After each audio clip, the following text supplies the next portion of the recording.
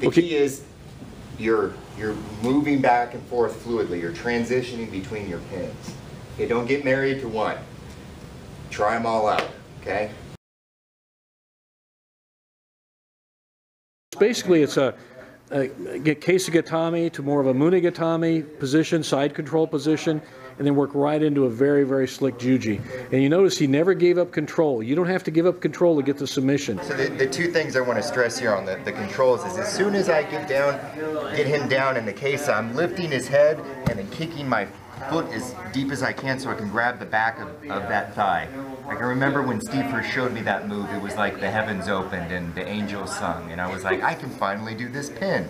The other thing too is, Steve covered this, you really want to clamp down on that arm because it makes everything else super easy, okay? Now the name of this is Juji Gatame, scarf hold, okay? Now the reason it's called scarf hold, Derek's left arm around Mike's neck is much like they wore what was called a keisa in Japan. So it's like a scarf around his neck. That's why they call it the scarf hold. So. Okay. So the next thing is when we come through for the transition, notice that the height of his head doesn't change when I transition over here. Okay? I still want his head up so that I can keep that shoulder up off the mat and it's harder for him to squeeze out of the lock when it comes later. Now, when I transition in, I can even grip my hands together in an S grip. Okay, so lock them together like that. Lock them together in a gable grip, butterfly, grab a wrist, however you want. The idea is if you get your hands together, you can squeeze them in tighter like you're hugging his shoulder, and classic immobilization. Now look at that right shoulder on the side of left side of Mike's head.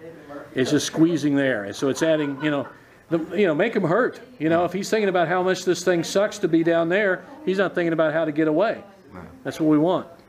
And it's not like I'm sitting through while I'm doing this and like lifting up. So it's pretty much legal, okay? Pretty much. So, but the idea is it's uncomfortable and it's keeping him from being able to bridge pretty well, and it's keeping his shoulders from getting flat, which is one of the easier ways to get out of the Juji that's coming up.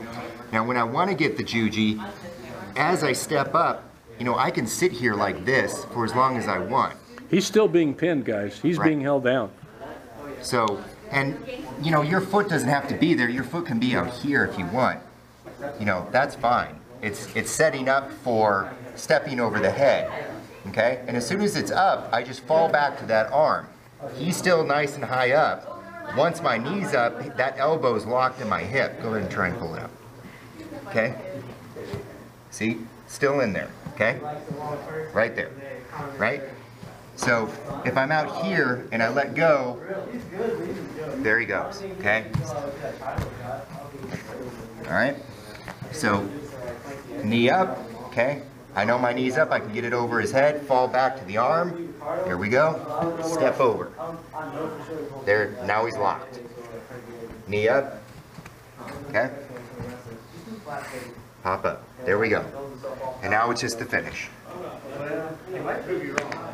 Okay. So the idea is to make it as tight as you can. Just keep tightening that loop, that noose, as you go through the move. Mike was actually bringing this up earlier off camera. The easiest parts to get out of are at the very beginning. It's actually the pins and the transitions between them where you have the most opportunity to get out of it. By the time I get to the arm lock, there's not that many counters to it, and if there are, they usually rely on you being either pretty agile or pretty bendy.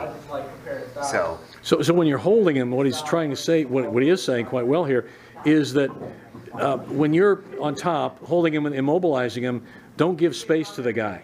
The space lets him find an escape route. Right. And so keep everything really compact. So she's on the ground like this, and goes, hold on, hold on, hold on. And we're just trying to get the arm bar, she can't get the arm bar, and can't get the arm bar. For heaven's sakes. Feed this into your hand. You're pinned. Now you're totally pinned. And if he tries to get away, the only really way to get away is to give him the arm. One more time. But that drives me crazy because people are so focused on the arm bar, they forget Yeah, so you're here, you're going for the arm, going for the arm. You know, he's, oh, you're not gonna let me have the arm. So I just reach up and grab his gi. And now you pin. And it's not that good of a pin. I mean, you could get out of it. All you need to do is turn right into me, right?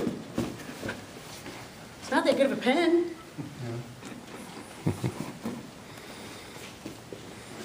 So it's just a good straddle position, and with tie up with a gi or belt. Right. You guys want to try it?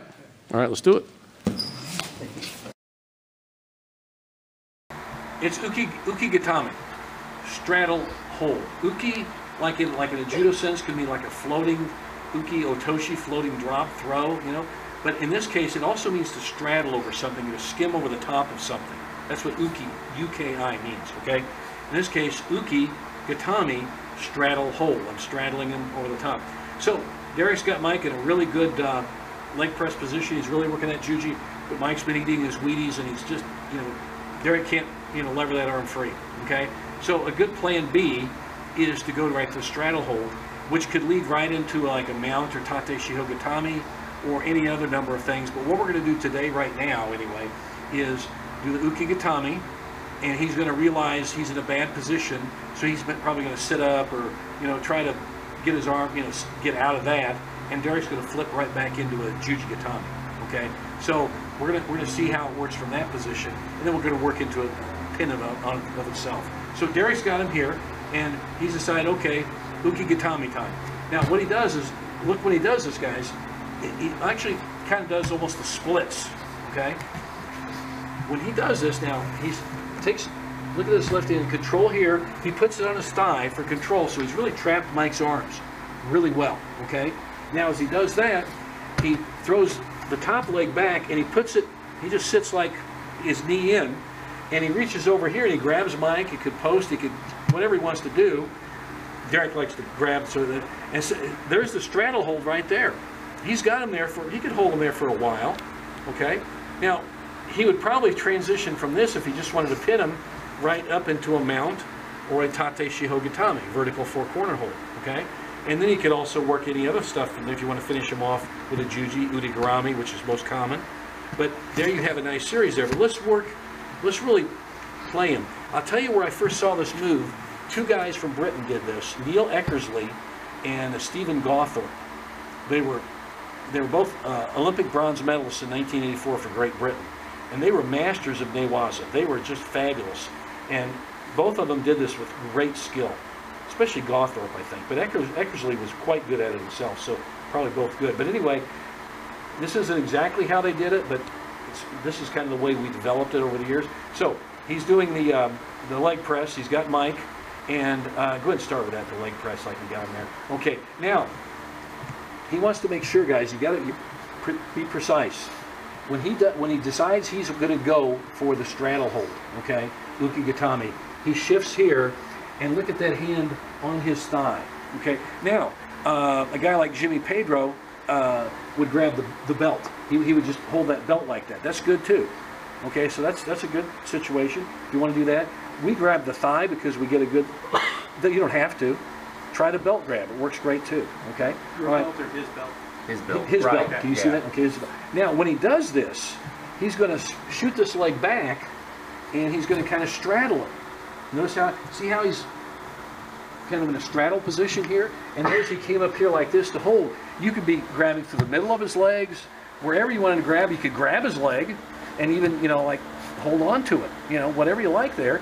But in this case, he's doing this.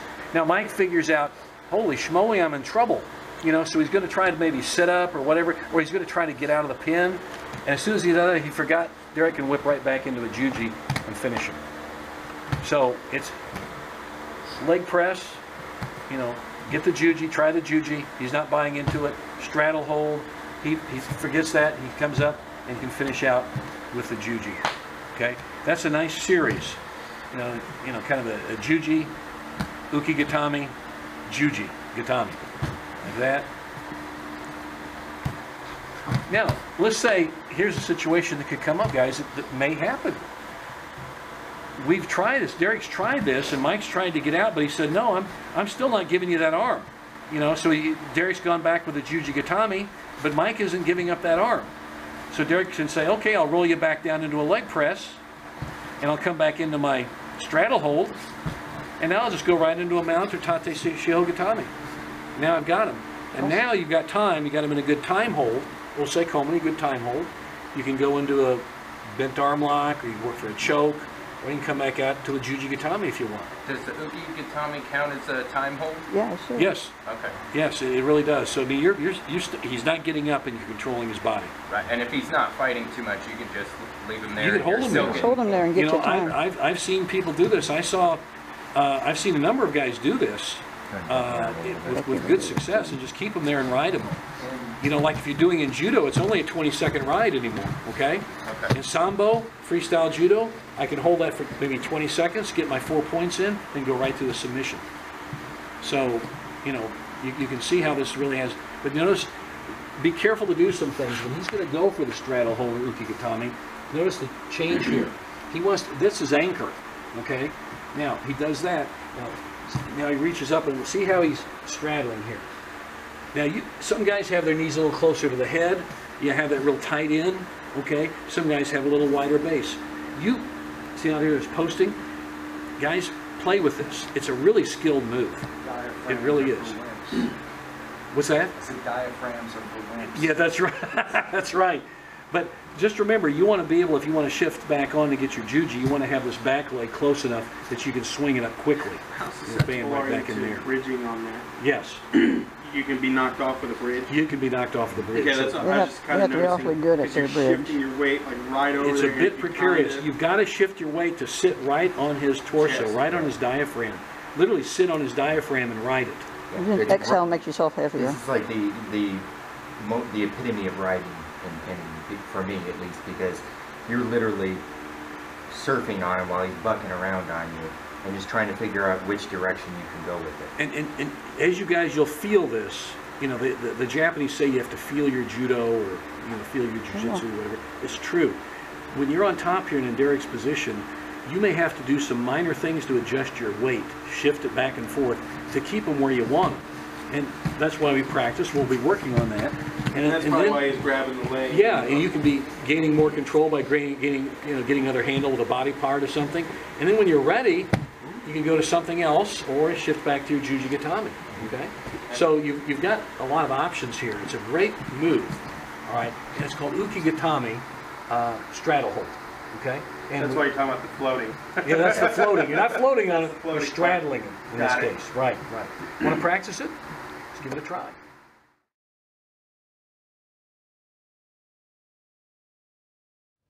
Okay, so this happens a lot out of the straddle, and not really sure why, but it's a common way to try and get out of it, and it just kind of makes it easier to juji him. So we're gonna go to the straddle. You can even use it as a fake if you want. Fake going to the straddle, he'll react, and then you sit back into a juji. So I've got it. Again, he's a stud. Arm ain't going anywhere, okay? So I'm gonna do the same thing. I'm gonna hook, okay, lean forward, kick back. All right, Mike knows what's coming, so he's gonna turn this way. That makes getting the bent arm lock a little bit more difficult because I have to put his shoulder all the way back there. Okay, he's got a lot of range of motion. He might be super bendy in his arm. I'm not even gonna try it from this position. But what he has given me is a really easy way to sit back into juji again, okay? He's rolled forward, I've already got this foot down, okay? Scoop again, okay? And there, I can either go up like this and grab my gi, grab my shoulder, uppercut it. Sometimes if I'm doing no-gi, I'll put it down and kind of, you know, half him, what do they call it, half Nelson, okay? As soon as I get that, whichever way I decide to do it, okay, I'm going to put that foot up and then just step around. Once I collect his head, you sit right back into juji, okay? And the difference between this and this is that I have all of that gravity working for me. Okay, I've got momentum on my side now. So when I hook this and sit back, it pops free for me because all my weight is now going to pull that back instead of just shoulder and back power. And see also, guys, see how he trapped Mike's arm so tightly to his chest and, you know, torso there. See, now Mike is rolling away, resisting, trying to get away. Derek is literally hugging his arm to his chest, Mike's arm to his chest. And now, and notice his left leg is across the torso with control there. And see that? So it's a good control there, and he's like stepping. Now all he's going to do is kick his right leg over, roll back, and the body weight's going to roll him back into releasing the arm. This is an old, tried and true way of setting a guy up back into a jiu-jitsu. You're really baiting him into getting his arm. And then, you know, once you get used to this position and he rolls over, then you can have all kinds of other fun, like. So you roll him over to head roll Juji. Finish up. Which, believe me, has been done. It's a great move, you know. So there are a lot of variations there once you've got that. Again, this is how strong the leg press is. This is why, and then we work into the straddle, which is directly from the leg press. We kick over. Look at that. So you got another release. So you can see how many variants you can do in the Juji. All kinds of different ways to get it from there. The Okay. key is you're moving back and forth fluidly. You're transitioning between your pins. Okay, don't get married to one. Try them all out, okay? I'm gonna go from Juji Gatame right into Juji Gatame. So a lot of people are always like, well, you can't do Juji Gatame from this position or that position. And honestly, you can do it from just about any position you can think of, or at least that's what we found. And in this position, it's actually a lot easier than you think, especially because we approach it from that angle. So as long as you're starting from the angle, it becomes a lot easier, and bringing the hands up on the front quarters of the hips makes it even easier too, because it's... Why don't you show that, Derek? Show what you're talking about. So once I'm in here, this is going to make it a lot more difficult. So I come over to the side like we've been practicing, and my hands come up on the front quarters of his hips. So from the back, I don't have a lot of control over the upper part of his arm. I'm wedging him in, which is good for a pin, but not so much good for the Juji. So the hands come up on either sides of the belt, not necessarily all the way in front, but front quarters right here. And now I've got below the elbow, so you can see I can move the arm around a little bit. And he's fighting the pin anyways, thinking that I'm just going to sit here and pin him, and that an arm lock is impossible from this angle anyways. So as soon as I'm ready to go, I'm going to switch this way because the camera's over there. I pick the way that I want it to arm lock him. So if I want this arm, I'm going to rotate him this way, and you just kind of shuck him up that way, okay? And you don't have to like, get way out there. You just roll him up on a hip, and a lot of times they're already trying to do it anyways. You keep your head in nice and tight so his arm doesn't get out, and now you've got a nice little loop in between your head and neck and your arm and his belt. And as soon as that comes over there, we're going to bring the foot forward and sit on the shoulder and neck.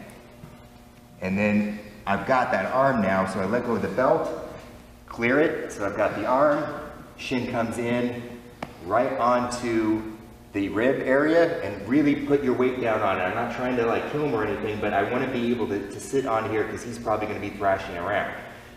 I might have to do that, okay? Hug, back we go, and there you are.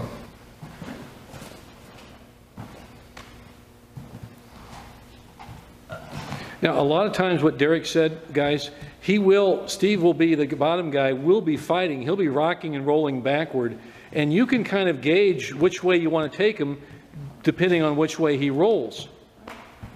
And just stay with him, just like Derek did. But did you notice also Derek kind of give him a little oomph to go to that direction? Okay, stay that same way. I'll come with you. Good. So can everybody see how... Okay, Derek, you're going to take his... He's going that way. Yeah, keep going. Okay. That way, I roll. There you go. See that? Also noticed, his feet came into play pretty soon, pretty quick. See that? Step over, Nan. And he didn't kick both legs over, by the way. It was just the one. It's just your standard, the old school Juji Gatame. You have to give him too much space in order to get that other foot over there. So instead of hopping up and trying to flip my foot over, and then he hitchhikers his way out of it, or he kicks his feet over, there's no real reason to. You know, wait and see if you get it. If you don't have it, and then he starts kicking over again, then you can follow through, but don't immediately try and kick both feet over. Now watch the movement. And he just catches him. It looks like Steve's giving it to him, but Derek's really kind of steering him in that direction. And once you've done this a while, and we'll drill on it here tonight, you can see how you'll steer him over there, and his shoulder will be up off the mat, and he's basically giving you an arm to lock. Did everybody see that? Okay, let's give that a try. And it really is a good way to finish, like in, say, sambo match or freestyle judo, you know, or the guy's actually in a regular IGF type judo match or a submission grappling. He's got away to some degree, and you can, if he's inched his way out and you've lost control of him in the osaikomi, the time for the pin has stopped, then you can finish right with a submission. Yep. You really are transitioning into that front shoulder sit. So like Steve said, he might already be getting out, so we just give him a little bit of help. And then now I've caught his face, so he's not going to go full belly down, and I have the arm anyways. So as I transition up here, even if I miss it, I mean, there's other things that we can do to come back down here and start playing with this front shoulder sit position. But it really starts with the juji, and you have to get used to sitting down there and actually attacking that angle. And he'll give you the angle 9 times out of 10, and if he doesn't, it's a real easy little shift. You've got his hips and his shoulders. Super, super easy. Did everybody see how he shifted right into that bent arm lock, that Juji Gatame too? So I mean, there are a lot of possibilities there to get that submission. You know, he starts defending, I shift back down, we go through that. Yeah, so that's the good plan B if you can't get the, or if you just might want to go that as your plan A. But it's a great backup if the Kamishiho Gatame to Juji Gatame series doesn't work. North-south position, Kamishiho Gatame, the upper 4 corner hole position, is really an ideal one to finish somebody off, you know, from the osaikomi to finish a submission. One more time and just show the juji from there, and then we'll let you guys practice. Okay? All right, let's give that a try. So a finer point of this, again, is to get used to that shoulder sit position. So we're basically going from a dominant pinning position, Kamishiho Gatame, the upper 4 corners pin or north-south pin, and then we're going to more of a transitional position, which is the shoulder sit position. But it's important to sit and not to sit back, okay? The problem is that as I pop through here, if I get my foot in front and then I keep my knee back and I just sit back, okay? Notice how far down the elbow is for my hips. I can finish this. I can readjust my feet, pop in and pull his arm real tight and still get it. Can you do that again from that same position? I'll get a better angle here. Then I sort of rotate over this way, that comes in, and then I just sit back. And yeah, my knees will pop in, but I have no leverage with my shin anymore, and it's real easy for him to hitchhiker his way out of this. And there he goes. See, and that's kind of the lazy way of getting it. A lot of people think that's a fast, quicker way. It just lets him off the hook if you just shift it underneath that. So watch how he does a shoulder sit position now. Okay, so we rotate him over this way, and I'm going to jam my knee underneath his scapula, the shoulder blade, and then I put my weight down on that shoulder. So now his shoulder's pinned between my chest and my thigh. And I'm not going to stay there, but that's enough for me to get my foot up and then to swing it back a little bit so I'm kind of sitting on his neck and shoulder. So I'm transitioning my sit up. Because if I start losing his arm over here, I can put my knee down and start fighting for the bent arm lock.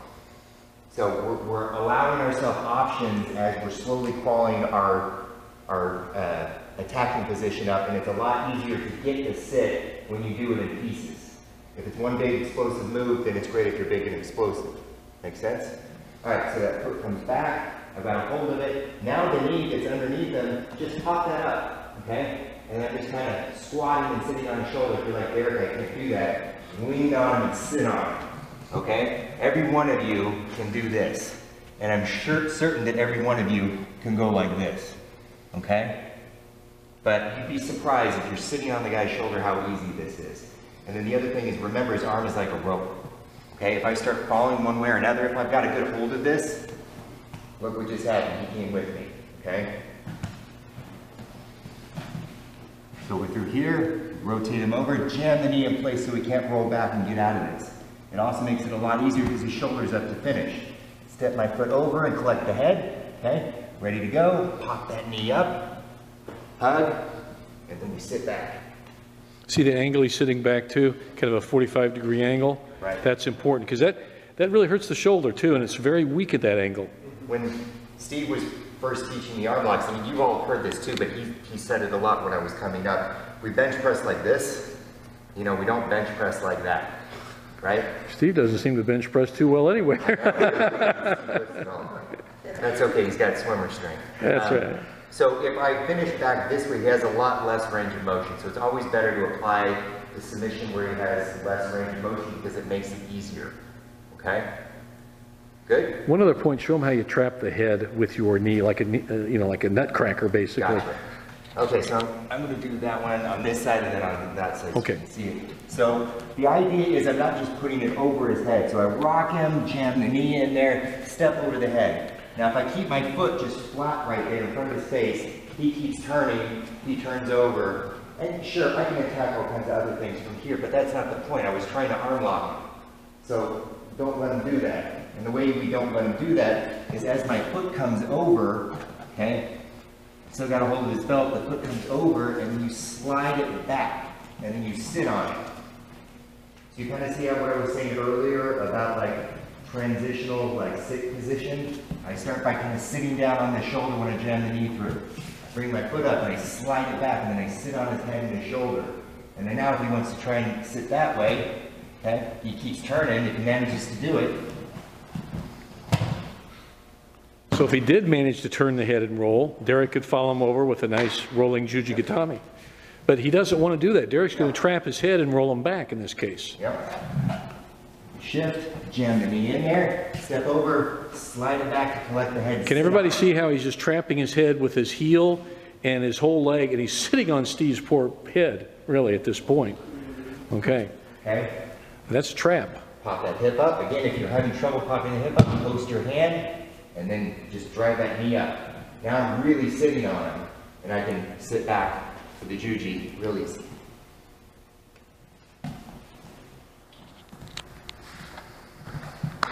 So everybody, there are a lot of small points, and if you do this repeatedly enough the correct way, they'll become second nature to you. You'll pick it up. You'll pick it up. And so there are a lot of small points that make, just like a car, has a lot of small parts of the engine, but the engine runs smoothly if you put it together right. And if you put this together right, it'll run smoothly.